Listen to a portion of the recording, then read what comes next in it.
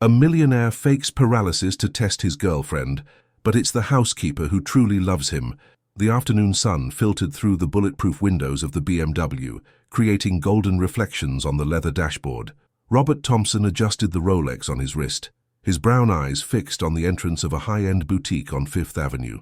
At 45, he had built a tech empire that stretched from New York to Silicon Valley, but none of that seemed to matter in recent months. "She's taking longer than usual," he murmured to Marcus, his driver and security guard of 10 years. "Should I call her, Mr. Thompson?" "No." Robert massaged his temples, feeling the weight of a suspicion that grew like a shadow in his chest. "We'll wait." Jessica Davis had entered the store 2 hours ago, a talented 28-year-old interior designer with whom he'd been in a relationship for a year. She always declared her love with sweet words, intense kisses, and promises of a future together. But something had been different in the last few weeks. Small details that a businessman trained to observe patterns couldn't ignore. Phone calls cut short when he got close. Messages she quickly hid. Increasingly frequent outings without convincing explanations. Her cell phone rang on the back seat. Robert frowned. Jessica had forgotten her phone in the car. The screen lit up with a WhatsApp notification from someone identified only as G. "Mr. Thompson, I don't think you should," Marcus began, noticing his boss's interest. But Robert had already picked up the phone. Something inside him pushed him, a visceral need to uncover the truth. He swiped his finger across the unlocked screen and read the message that would change everything. "Can you see the cripple today, or do you have to coddle him all night?" The world stopped. Robert felt the blood freeze in his veins. Cripple. His hands trembled imperceptibly holding the device. He scrolled up and found other messages from the same contact. G. Does he suspect anything? Jessica. No, the idiot doesn't know a thing. G. When do we execute the plan? Jessica. Patience, love. Soon we'll have everything that's his. Marcus watched in the rearview mirror as his boss's face transformed. 20 years of friendship were enough to recognize when Robert Thompson was about to explode. But surprisingly, the businessman remained deathly silent. "Marcus!" His voice came out controlled, dangerously calm. "I want you to investigate everything about someone identified as G on Jessica's phone." "Yes, sir." "And Marcus?" Robert looked up, and in his eyes was a coldness the driver had never seen. "I have a plan that will require all your discretion." What Robert didn't know was that discovering the betrayal would only be the beginning of a journey that would test not only his intelligence, but his very humanity. The estate in the Hamptons had been Robert's refuge for years. Hidden among pine trees and a gravel road few knew, it was his secret sanctuary, far from the prying eyes of New York's high society. Now, it would be the stage for the most elaborate act of his life. "Are you sure about this, Mr. Thompson?" Marcus questioned, watching his boss pace the rustic living room. "There's a lot at stake." "She calls me a cripple, Marcus." Robert's voice carried a deep bitterness. "A year-long relationship, and that's how she refers to me when she thinks no one is listening." Robert stopped at the window overlooking the woods. 3 days had passed since he discovered the messages. 3 days of investigating, planning, feeling the anger and disappointment transform into something far more dangerous. Icy determination.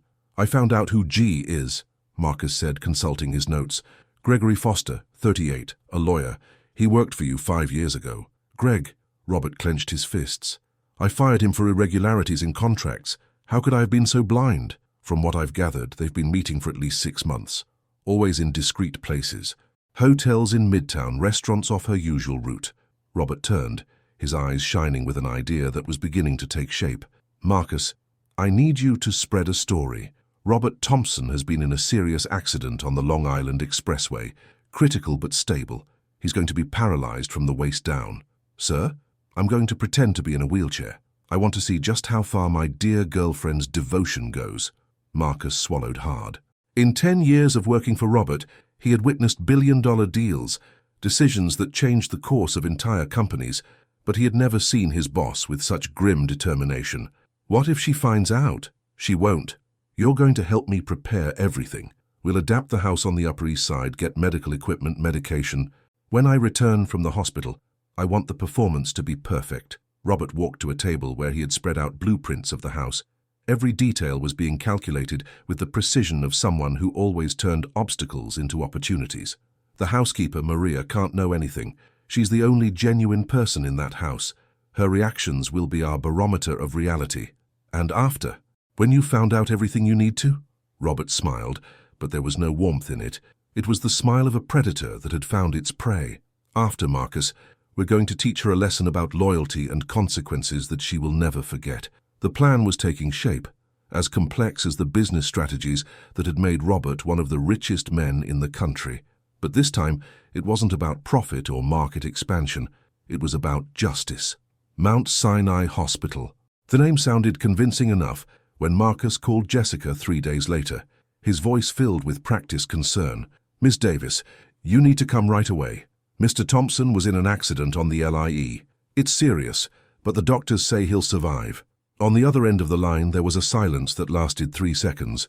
3 seconds that Robert, listening on an extension, counted mentally.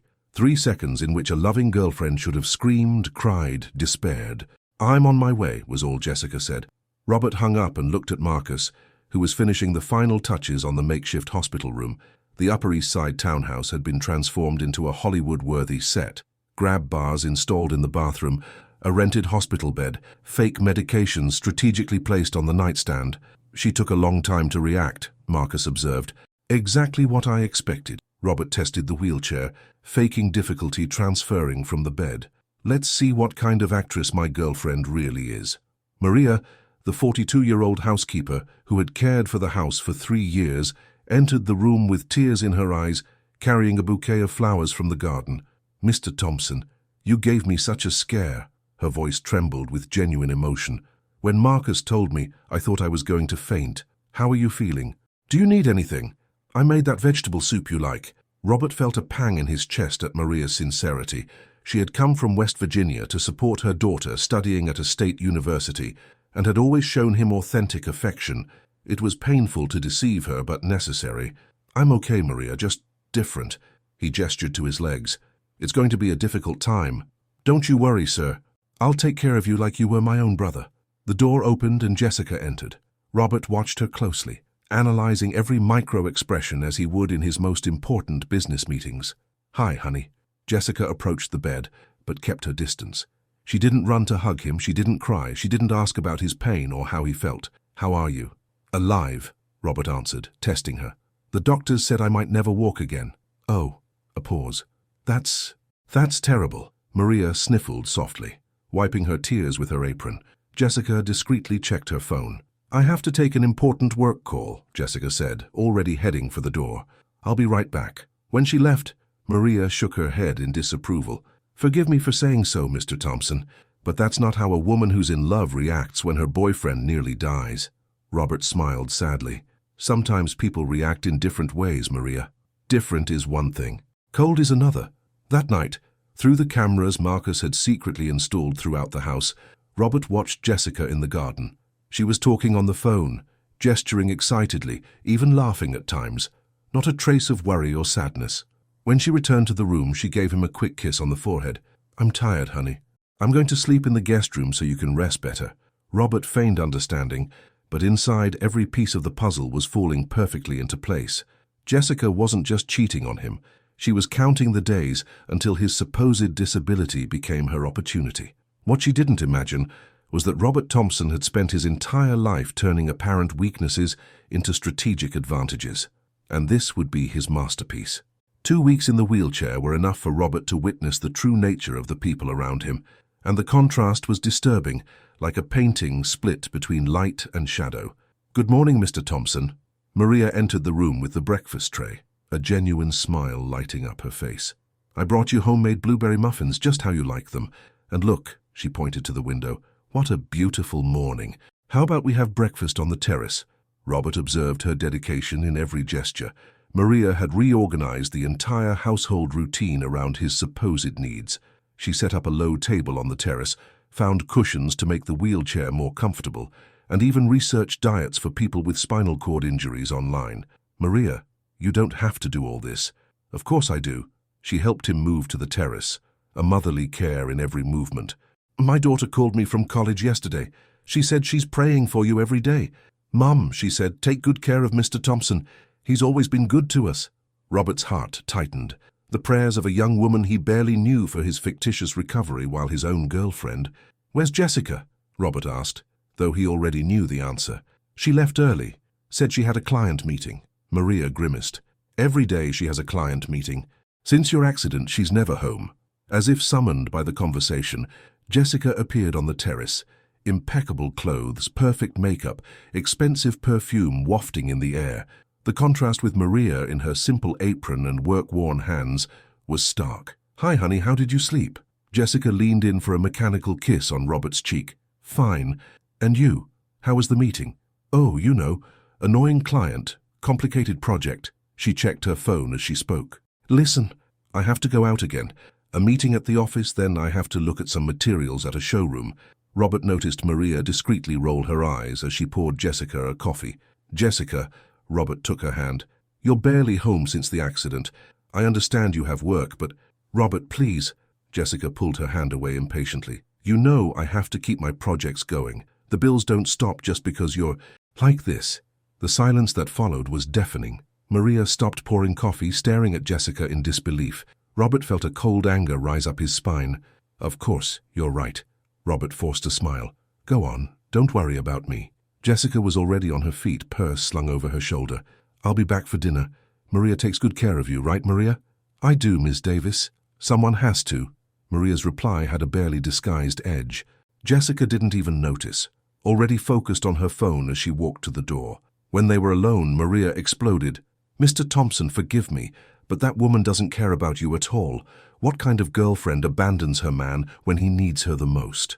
Robert watched Jessica's car disappear down the street, knowing exactly where she was going and with whom. Marcus's cameras had captured everything. The secret meetings with Greg, the intimate laughter, the plans whispered in moments she believed were safe. "Maria, you've known me for 3 years. Am I a good judge of character?" "Of course, sir. You've never been wrong about anyone." "Then trust me when I say that sometimes we have to let people reveal who they truly are." Maria frowned, trying to decipher the meaning behind his words. In that moment, Robert made a decision. Maria deserved to know the truth before it all came to an end. She was the only person in that house who showed genuine love, even without knowing her concern was for nothing. But first, he needed to find out just how far Jessica was willing to go. The contrast grew more brutal with each passing day. While Jessica treated the house like a hotel, showing up only to sleep and shower, Maria went above and beyond with a level of care that far exceeded her professional duties. "Mr. Thompson, I brought you a surprise." Maria entered the adapted office with a tray covered by an embroidered cloth. "Remember you told me your mother used to make apple pie when you were a kid?" Robert, pretending to work on the laptop adapted for the low table, looked up curiously. "I woke up at dawn and made it just like my grandmother's recipe." Maria uncovered the tray, revealing a golden, aromatic apple pie. "I thought it might bring back good memories." The emotion Robert felt was genuine, even in the midst of the charade. Maria had spent hours in the kitchen, working with ingredients she'd bought with her own money, just to see him smile. "Maria," his voice choked up, "you didn't have to." "Of course I did. You're thinner, sadder, and I understand, sir. This must all be so difficult." She gestured discreetly toward the wheelchair. "But you'll see, there are still so many good things ahead." Robert took a bite of the pie and closed his eyes. The taste of his childhood, prepared by hands that worked out of affection, not obligation. "It's perfect, Maria. My mother would be proud." Her smile was radiant. At that moment the door opened and Jessica walked in, returning from another of her meetings. "Hi." She greeted them without enthusiasm, noticing the domestic scene. "What's that?" "Maria made homemade apple pie," Robert explained. "Want to try some?" "Oh no, I'm on a diet." Jessica checked her phone, as always. "I need to shower. I have a work dinner tonight." Maria and Robert exchanged a look. It was Saturday night. "Jessica," Robert tested once more, "how about we have dinner together tonight? We could order sushi, watch a movie." "Honey, I already told you I have plans." The irritation in her voice was obvious. "It's work, Robert. Someone has to keep the income flowing." The sentence landed like a slap. Maria winced, embarrassed. Robert felt his hands clench involuntarily. "I see. Good. See you later." Jessica went upstairs, her high heels echoing through the house. Maria waited until she was sure she was gone before exploding in indignant whispers. "Keep the income flowing? Sir, with all due respect, what kind of woman talks like that to her boyfriend who's barely out of the hospital?" Robert watched Maria tremble with indignation in his defense. A simple woman, earning a modest salary, was more concerned with his feelings than his millionaire girlfriend. "Maria, sit with me." She pulled up a chair, still fuming. "I want to tell you something about loyalty," Robert began, choosing his words carefully. "Sometimes we find out that the most important people in our lives aren't the ones we expected." "Are you talking about Miss Davis?" "I'm talking about you." Maria's eyes widened. "Sir, are you okay? You didn't hit your head in the accident, did you?" Robert laughed, the first genuine laugh in weeks. "Maria, you take better care of me than many people who swear they love me. You worry about my food, my sleep. You even looked up physical therapy on the internet to help me. Do you know what that's worth?" "Sir, I'm just doing my job." "No, Maria, your job is to clean the house and cook. You do much more than that. You actually care." Tears welled in her eyes. "It's just that you've always been so good to me, sir. When my daughter needed money for college, you helped me. When my mother died, you gave me time off and even paid for my ticket back to West Virginia. For me, taking care of you it's paying back all the kindness I've received." Robert took Maria's calloused hand. In that moment, in the middle of a performance designed to unmask falsehood, he found something he hadn't expected, the certainty that there were still genuine people in the world. From upstairs came the sound of Jessica's hairdryer as she got ready for another date with Greg. The irony was bitter, but revealing. The makeshift monitoring room in the wine cellar looked like a set from a spy movie. Marcus had installed a camera system that covered every room, every angle, every whispered conversation. Robert watched the multiple screens from his wheelchair, feeling like a spectator to his own betrayal. "Sir, I've got more information on Gregory Foster." Marcus consulted his laptop, his face lit by the screen's blue glow. "He's in serious financial trouble. 3 months behind on his office rent, late on his car payments, and he has a gambling debt of about $200,000. $200,000. Robert whistled softly. Nothing like a desperate man to convince an ambitious woman. On the main screen, Jessica appeared in the living room, talking on her cell to Greg. Robert turned up the volume. "I can't stand pretending to care about him in that wheelchair anymore." Her voice was venomous. "It's disgusting, Greg. He just stares at me with those sad puppy eyes, expecting me to show affection." "Calm down, baby. It'll be over soon. Did you get the account information?" "I got it. Chase, Bank of America, Citibank. He's got over 50 million spread out just in his main investments, not even counting the companies." Robert felt his stomach turn. This wasn't just an affair. It was a meticulously planned heist. "And the documents?" Greg continued. "I'm working on it. He trusts me. Last week he signed a power of attorney without even reading it, thought it was to facilitate medical issues." Marcus looked at Robert with concern.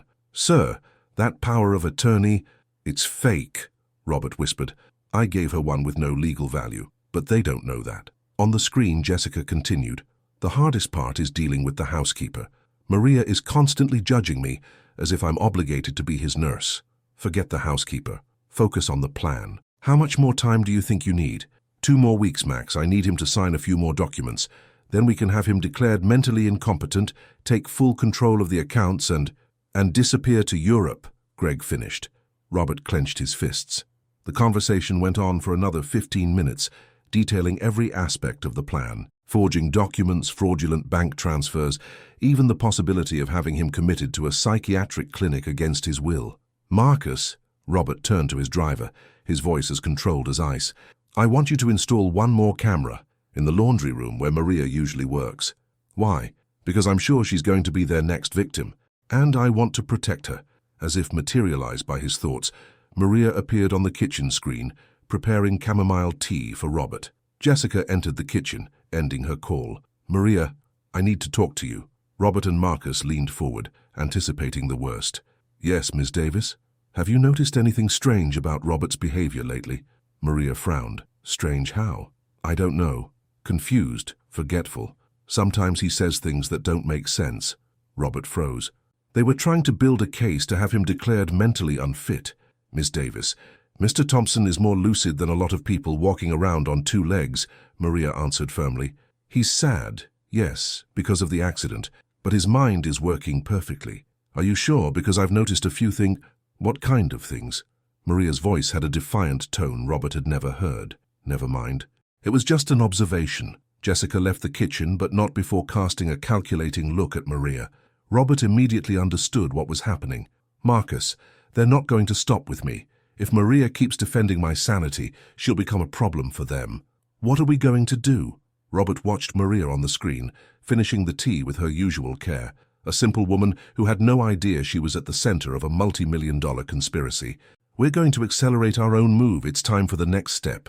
The truth was uglier than Robert had imagined, but that only made his revenge more necessary. The discovery came like a knife wound. Robert was reviewing the week's recordings when a new figure appeared on screen, Claire Miller, supposedly one of Jessica's best friends.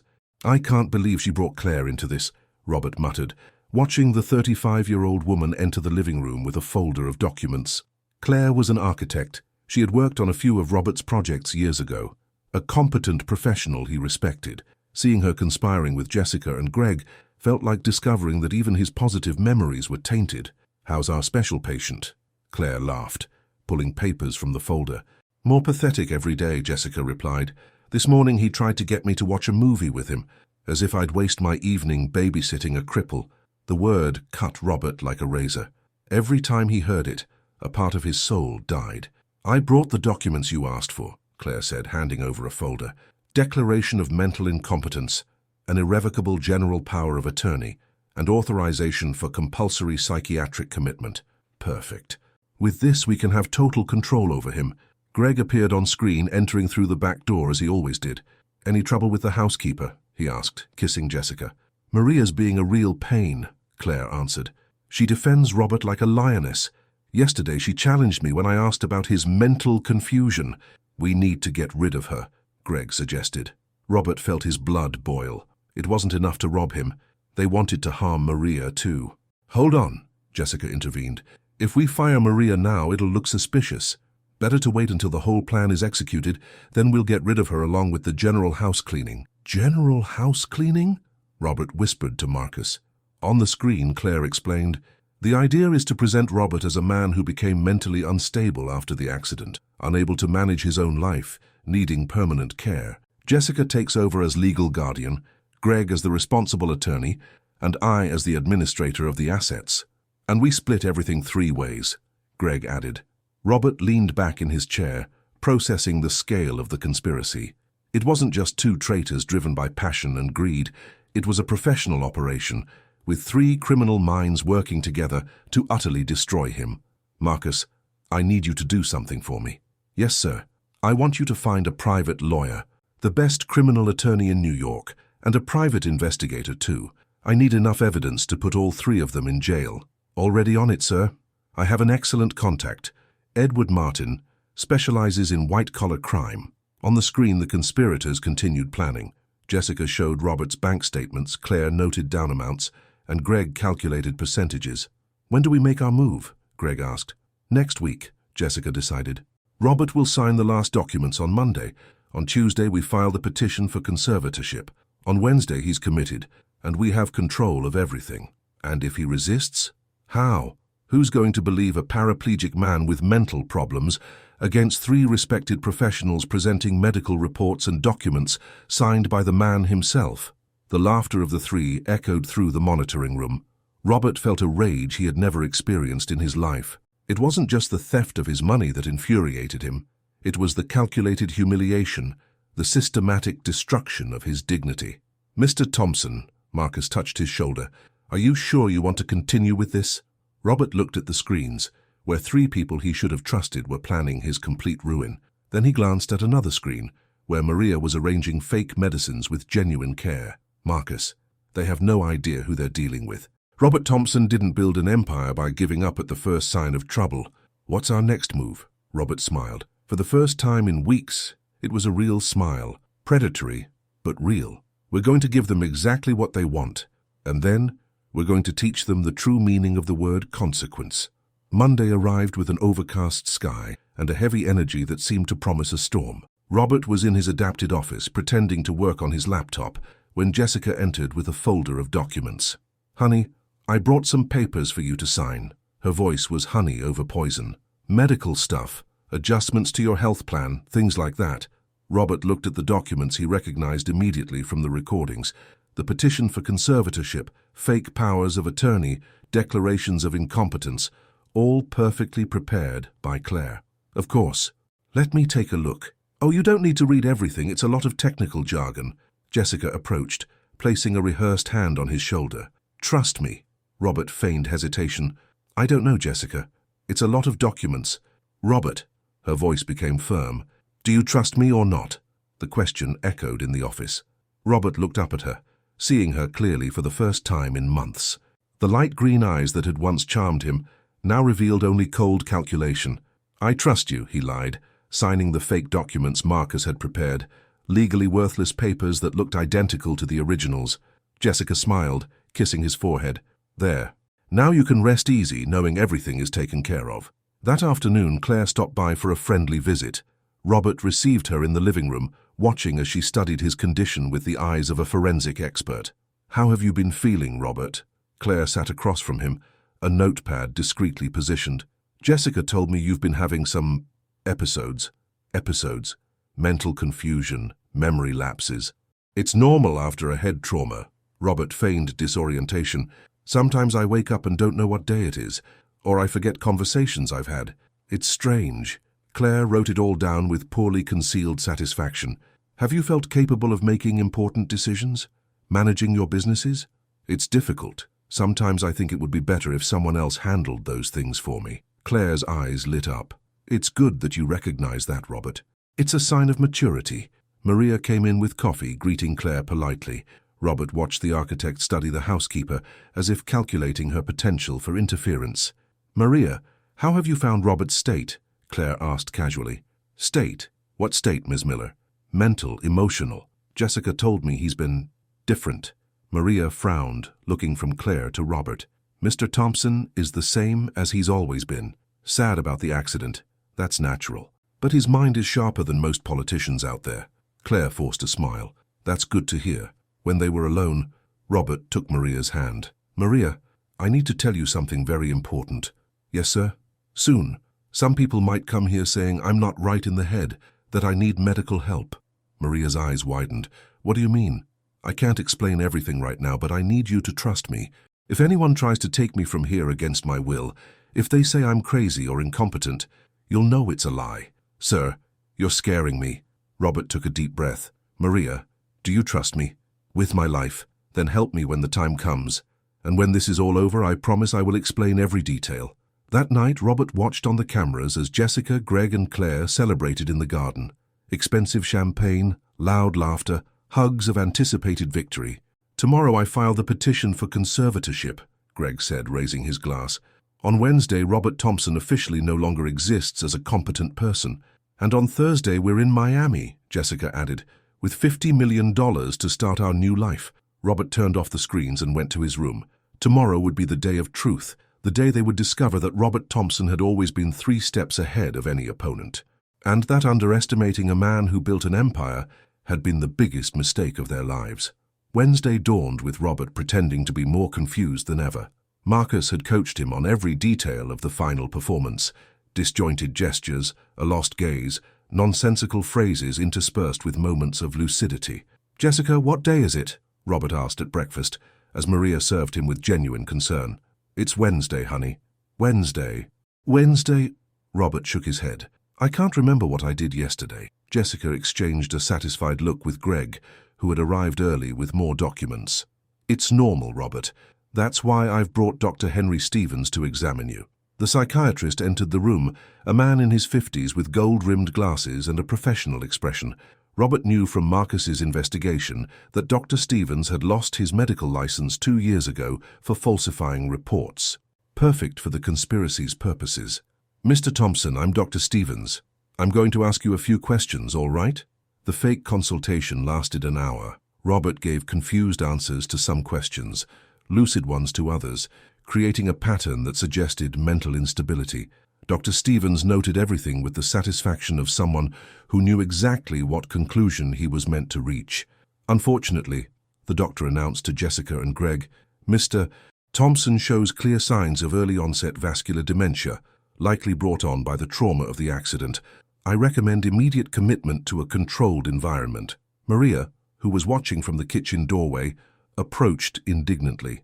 "Doctor, with all due respect, but Mr. Thompson isn't crazy. He might be sad, but his mind is working perfectly." "Ma'am, Doctor." Stevens treated her with condescension. I understand your concern, but medical matters should be assessed by qualified professionals. And I understand, people. I've been taking care of Mr. Thompson for 3 years, Greg intervened. Maria, we appreciate your dedication, but now Robert needs specialized care. Specialized care where? Maria crossed her arms. At the Serene Mind Clinic, Jessica answered. It's private. Very good. Robert knew the clinic. A place where wealthy people committed inconvenient relatives with dubious medical reports. Families fighting over inheritances. Troublesome children, hysterical wives. The perfect place to make someone legally disappear. You're not taking Mr. Thompson anywhere. Maria planted herself in front of the wheelchair. This is outrageous. Maria, Jessica said coldly, your services are no longer required here. What do you mean? You're fired. You can pack your things and leave. The silence was brutal. Maria looked at Robert as if expecting him to intervene, but Robert needed to maintain the charade for a few more hours. Maria, he said in a weak voice, maybe it's for the best. I'm not well. The pain in Maria's eyes was like a dagger to Robert's heart. She clutched her apron with trembling hands. Are you sure, Mr. Thompson? I am. Go on, Maria. Thank you for everything. Maria left the room with tears streaming down her face. Robert heard her footsteps going up the stairs to pack her things, each sound like a hammer blow to his conscience. There, Greg rubbed his hands together. Now we can proceed without interference. The ambulance will be here at 2, Dr. Stevens confirmed. Robert will be admitted for extensive medical evaluation. Jessica leaned down and kissed Robert's forehead. It's going to be okay, honey. You'll be very well taken care of. Robert smiled sadly. Thank you, Jessica, for everything. If she had paid attention, she would have noticed there was no confusion in that smile. It was the smile of a man who was about to deliver the final checkmate. At 1:30 p.m., Maria came downstairs with her small suitcase. Robert was waiting for her in the living room. Maria, come here. She approached reluctantly, her face swollen from crying. Sir, I just wanted you to know that it's been an honor to care for you, and that I never believed that story about you having mental problems. Robert took her hands. Maria, trust me for a few more hours, and when this is all over, you'll understand why. She looked at him, confused, but nodded. I'll leave my address with Marcus. If you need anything, I will, very soon. As Maria left the house, Robert felt he was about to cross a line from which there was no return. In 30 minutes, the ambulance would arrive. In 40 minutes, they would find out that Robert Thompson had orchestrated the greatest twist of their lives, and that justice sometimes arrived exactly when no one expected it. 1:58 p.m. The ambulance pulled up in front of the Upper East Side townhouse. Robert watched from the window as 2 paramedics got out, followed by Dr. Stevens and a private security guard Greg had hired. It's time, honey, Jessica said, faking sadness as she held Robert's hand. It's for your own good. Robert noticed Greg checking documents, Claire organizing asset transfer papers, all 3 with the expressions of people who had just won the lottery. Robert Thompson, the head paramedic approached with a gurney. We're here to take you for admission. I don't want to go, Robert said weakly. Please, I don't want to go. Sir, it's for your own good, Dr. Stevens intervened. You're ill and you need care. Jessica, please. Robert reached out his hand to her. Don't let them take me. Jessica held his hand for a second, then let it go. I'm sorry, Robert, but it's the only way for you to get better. The paramedics moved to transfer him from the wheelchair to the gurney. At that exact moment, Robert heard the sound he had been waiting for. Cars pulling up on the street. Excuse me, a firm voice said at the door. NYPD. Nobody move. Detective Edward Fernandez entered, followed by 4 investigators, all wearing NYPD vests. Greg turned pale. Jessica took a step back. Claire dropped her papers on the floor. There must be some mistake, Greg stammered. We're just admitting a patient. The only mistake here is you 3 thinking you're smarter than Robert Thompson, the detective replied. And then it happened. Robert Thompson stood up from the wheelchair. Jessica brought a hand to her mouth, stifling a gasp. Greg's mouth hung open, speechless. Claire leaned against the wall, as if she were about to faint. Dr. Stevens looked from Robert to the empty wheelchair, trying to process the impossible. Surprised? Robert walked to the center of the room, each step echoing like a gavel in the conspirators' minds. I would be too, if I found out the man I was trying to rob was never paralyzed. That's impossible, Jessica whispered. What's impossible, my love? Robert spat the word like poison. is your ability to fake feelings for an entire year while plotting to destroy me. Marcus entered the room carrying a laptop and a projector. Detective, as arranged, here is all the evidence. The wall lit up with images from the security cameras, Jessica and Greg kissing in the garden, Claire handing over forged documents, the three of them in conversations detailing every aspect of their criminal plan. You have no idea, Robert continued, how educational it's been to hear you call me a cripple, plan my forced commitment, and divide my money as if I were already dead. On the screen, Jessica's voice echoed, "It's disgusting, Greg. He just stares at me with those sad puppy eyes." Jessica shrank as she heard her own words. "Ms. Claire Miller," the detective addressed the architect, "you're under arrest for forgery and criminal conspiracy. Mr. Gregory Foster arrested for grand larceny and fraud. Ms. Jessica Davis arrested for the same crimes." "You can't arrest us," Greg exploded. "We haven't done anything wrong." Robert stepped up to him, his eyes shining with contained fury. "Greg, you worked for me for 5 years. You knew my security codes, my banking procedures, my vulnerabilities, and you used all of it to try and destroy me." "Robert, you don't understand." Jessica tried to approach, but an investigator stopped her. "I understand perfectly, Jessica. I understand you spent a year of your life pretending to love me while planning my ruin. I understand you called me a cripple behind my back. I understand you were counting the days to see me locked up in an asylum." The handcuffs clicked onto the wrists of the 3 conspirators. Dr. Stevens, who would also be investigated for medical malpractice, watched the scene in shock. "How did you find out?" Jessica asked, tears of despair streaming down her face. Robert smiled coldly. "Very simple, my love. You left your cell phone in my car." The irony was perfect. A single small mistake had destroyed a months-long plan. As the 3 were led away by the police, the house finally fell silent.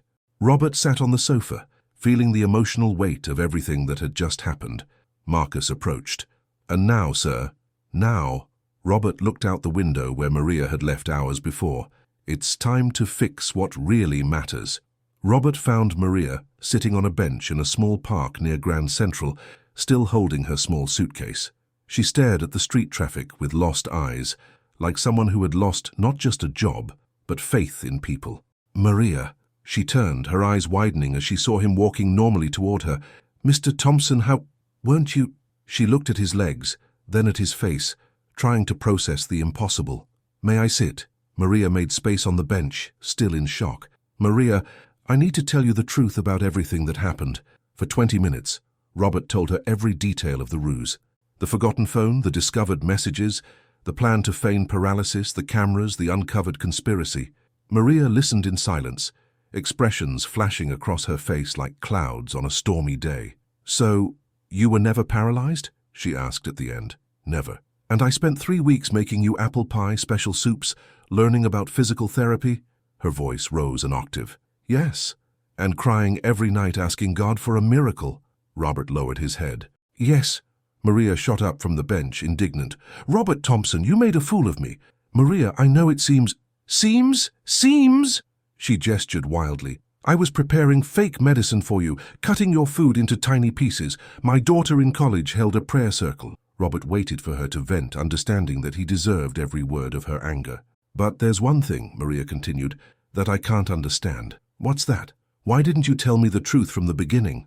Robert took a deep breath. "Because I needed your reactions to be genuine, Maria. You were my moral compass in this whole story." "What do you mean?" "While Jessica showed more and more contempt for a man she believed was paralyzed, you showed more and more affection. Your reactions were the thermometer that showed me who was truly worthwhile in my life." Maria crossed her arms, still pouting. "And what if I had reacted like Ms. Davis? What if I had been cold and calculating?" Robert smiled sadly. "Then I would have discovered that I was all alone in the world. But that's not what happened." "What happened?" "What happened is that I discovered I have someone who truly cares about me. Someone who spent 3 weeks waking up at dawn to make apple pie for an imaginary cripple. Someone who learned physical therapy online to help a boss faking paralysis."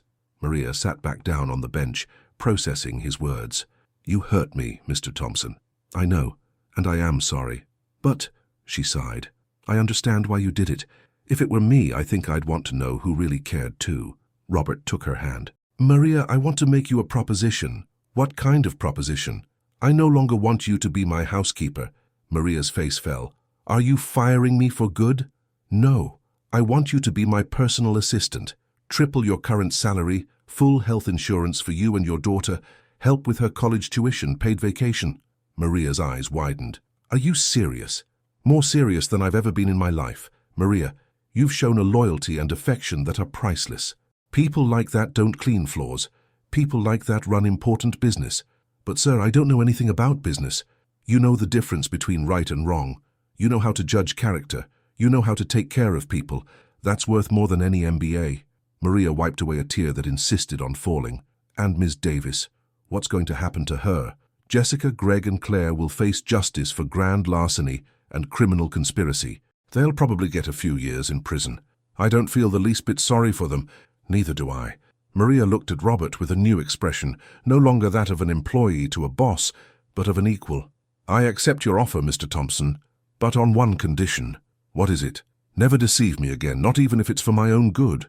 Robert extended his hand. I promise. As they shook on it, Robert knew he had gained something far more valuable than revenge. He had gained a true friend. The New York County Supreme Court was packed on the morning of the hearing. Robert occupied a seat in the front row, Maria by his side, both watching Jessica, Greg, and Claire at the defendant's table. The prosecutor, Mark Vance, presented the evidence with surgical precision. Your Honor, the defendants orchestrated one of the most elaborate attempts at grand larceny this court has ever seen. Using trust and feigned love, they planned not only to steal the victim's fortune, but to destroy his dignity and freedom through forced commitment. On the courtroom screen, videos from the security cameras played. Jessica shrank further into her chair as she heard her own words echo through the room. It's disgusting, Greg. He just stares at me with those sad puppy eyes. The coldness and calculation demonstrated by the defendants, the prosecutor continued, reveal personalities that pose a real danger to society. We are not talking about a crime of passion or desperation. We are talking about predators who chose a victim, studied his vulnerabilities, and drew up a plan to destroy him completely. The defense attorney, an expensive criminal lawyer hired by the defendants' families, tried to argue, Your Honor, my clients are good people who got involved in a situation that got out of their control. No crime was completed. There was no actual harm to the alleged victim. No harm, Judge Charles Monroe interrupted. Counselor, the defendants attempted to have a healthy man compulsorily committed using falsified medical reports. Is that not a crime? Robert watched Jessica throughout the trial. She avoided his gaze, kept her head down, her hands trembling in her lap. A woman who, a year earlier, had seduced him with smiles and promises of eternal love. Would you like to say anything, Mr. Thompson? The judge addressed him. Robert stood up, feeling the weight of every eye in the room. Your Honor, for a year I believed I was living a love story. I discovered I was living a carefully constructed lie. More than the money, more than the material possessions, they tried to steal my dignity, my freedom, and my sanity. His voice rang out firmly through the courtroom. But I discovered something important in this process, that there are still genuine people in the world. People like Maria, he gestured to her, who show true love, authentic loyalty, and selfless care. Maria wiped away a discreet tear. I asked the court to be strict with the defendants, not just for attempting to harm me, but to protect other future victims. People like them are predators who will repeat their crimes if they are not stopped. When Robert sat down, the courtroom was completely silent. The judge deliberated for 15 minutes before delivering the sentence. I sentence the defendant, Jessica Davis, to 4 years in prison for grand larceny and forgery. I sentence the defendant, Gregory Foster, to 5 years in prison for the same crimes, with an enhancement for being a legal professional. I sentence the defendant, Claire Miller, to 3 years in prison for forgery and criminal conspiracy. The gavel struck 3 times, sealing the fate of the 3 conspirators. Jessica began to cry as the cuffs were placed on her. In the last moment before she was led away, she looked at Robert. Robert, I really did love you at some point. Robert stared back at her coldly. Jessica, people who love someone don't plan to destroy them. You loved my money, never me. As the 3 were led away, Maria took Robert's arm. How are you feeling, sir? Robert took a deep breath, feeling an immense weight lift from his shoulders. Maria, for the first time in months, I feel free. Outside the courthouse, reporters waited for statements on the case that had become front-page news. But Robert wasn't interested in fame or exposure. He was interested in rebuilding his life based on true values, and he knew exactly where to start. 6 months later, the Upper East Side townhouse had been completely renovated. The security cameras were removed, the disability-adapted rooms were restored to normal, and a completely new energy hung in the air. Robert was in his office, now shared with Maria, who occupied an executive desk next to his. She was studying financial reports with the same dedication she had once given to domestic chores, but now with a natural authority that impressed even the most seasoned executives.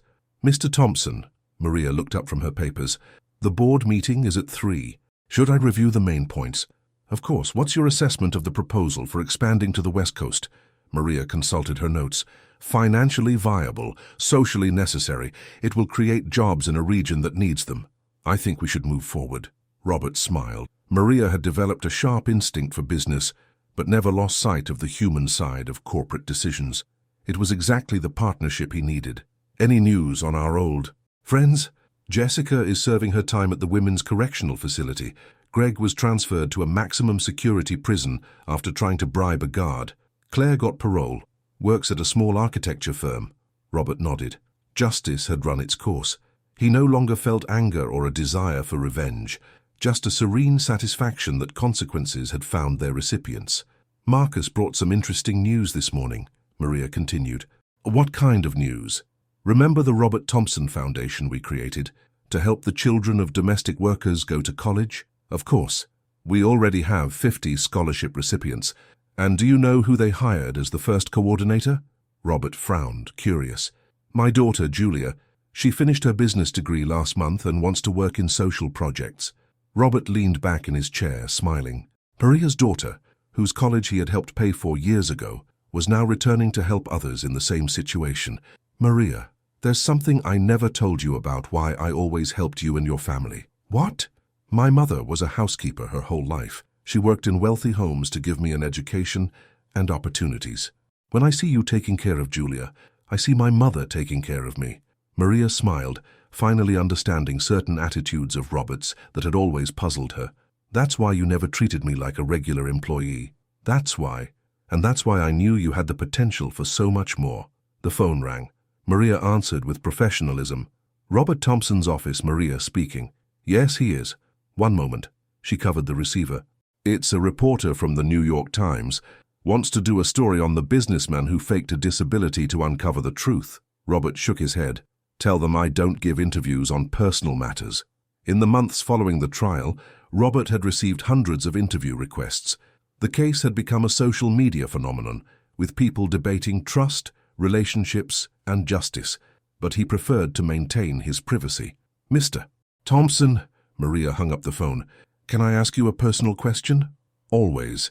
Aren't you thinking about getting into another relationship, finding someone who truly deserves you?" Robert considered the question. "Maria, I've learned that true relationships are built on solid foundations. Trust, respect, genuine affection. When I find someone who demonstrates those qualities naturally, like you did taking care of an imaginary cripple, then I'll be interested." "And what if that person is already in your life, without you realizing it?" Robert looked at Maria, noticing a different sparkle in her eyes. "Maria, relax, sir, I'm not hitting on you," she laughed. "But I'm saying that sometimes the right person is closer than we think." In that moment, Robert understood something fundamental. He had spent a year being deceived by someone faking love, and months being cared for by someone who showed genuine love without even realizing it. The phone rang again, interrupting the moment, but something had changed in the air between them. Robert Thompson had learned to tell real gold from fool's gold, and he knew he had a treasure sitting right in front of him. A year after the trial, Robert was on the terrace of the Hamptons estate, watching the sunset paint the sky orange and pink. The estate that had once been the setting for planning revenge was now his peaceful refuge. Maria came out of the kitchen carrying a tray with chamomile tea and homemade cookies, with the same care as always, but now with a new intimacy that had blossomed naturally over the past few months. "What are you thinking about?" she asked, sitting next to him on the porch swing they had bought together. "About how life takes strange turns." Robert accepted the steaming cup. 2 years ago, I thought I had everything. A prosperous company, a beautiful girlfriend, an active social life, but I had built it all on lies. And now? Now I have a company with a social purpose, a business partner I trust with my eyes closed, and—" He looked at her fondly. "A companion who truly loves me." Maria smiled, resting her head on his shoulder. Who would have thought a forgotten cell phone would change so much? Who would have thought pretending to be paralyzed would teach me how to walk again? They sat in comfortable silence, watching the first stars appear in the sky. The property was being converted into a retirement home for low-income seniors, another project of the Robert Thompson Foundation that Maria was masterfully coordinating. "Robert," Maria broke the silence, "I received a letter today. From Julia? From Jessica." Robert tensed slightly. What did she want? To apologize? To both of us? Maria took the letter from her pocket. "Do you want me to read it?" Robert hesitated, then nodded. "Robert and Maria," Maria read in a steady voice, "I know I have no right to ask for forgiveness after everything I did. These months in prison have made me reflect on who I became. I was always ambitious, always wanted more than I had, but I never thought I would stoop to destroying someone who truly loved me." Robert listened, impassive. "Robert, you offered me genuine love for an entire year. I repaid you with lies and betrayal. Maria, you showed more character in one day than I have in my entire life. You both deserve all the happiness in the world. I deserve to be here, paying for the choices I made. I don't expect forgiveness, I just wanted you to know that I recognize my mistakes. Jessica," Maria folded the letter, "what do you think?" Robert took a deep breath. "I think people can change. I think she's suffering the consequences of her own actions, and I think it changes nothing in our lives. Do you forgive her? I do. Not for her, but for me. Holding a grudge is like drinking poison and waiting for the other person to die." Maria took his hand. "That's why I love you." "Why?" "Because you have the grace to forgive someone who tried to destroy you." Robert turned to face her. Even after 2 years together, he was still surprised by the depth of love he felt for this woman. A love that had grown naturally based on mutual admiration, respect, and genuine companionship. "Maria, can I ask you a question?" "Always." "Marry me?" Her eyes widened. "Are you proposing?" "I'm asking if you'd be willing to build a family with me." "Officially on paper in a church in front of everyone." Tears sprang to Maria's eyes. "Robert Thompson, are you sure you want to marry a former housekeeper from a small town in West Virginia?" "I'm sure I want to marry the most loyal, brave, and true woman I have ever met, who just happens to be from a small town in West Virginia." "Then yes." She threw her arms around him. "Yes, yes, yes." They kissed under the stars, sealing not just an engagement but the definitive victory of true love over falsehood and self-interest. 6 months later, Robert Thompson and Maria were married in a simple ceremony at the Hamptons estate. Julia was the maid of honor, Marcus the best man, the company's employees, foundation scholarship recipients, and true friends filled the flowered garden. When the minister asked if he took Maria to be his wife in joy and sorrow, in sickness and in health, Robert smiled, remembering how she had cared for him when she believed he was sick. "I do, forever." And as he kissed the bride, Robert knew he had found not only the love of his life, but redemption for all the years wasted on false people. Sometimes you have to pretend to be broken to find out who truly cares enough to help you get back up. And sometimes the person who will complete you is right in front of you, serving tea with affection and offering apple pie made with love. Robert Thompson had learned that true treasure wasn't in bank accounts or multi-million-dollar investments. It was in the calloused hands of a woman who showed genuine love every day, expecting nothing in return but to be loved just the same.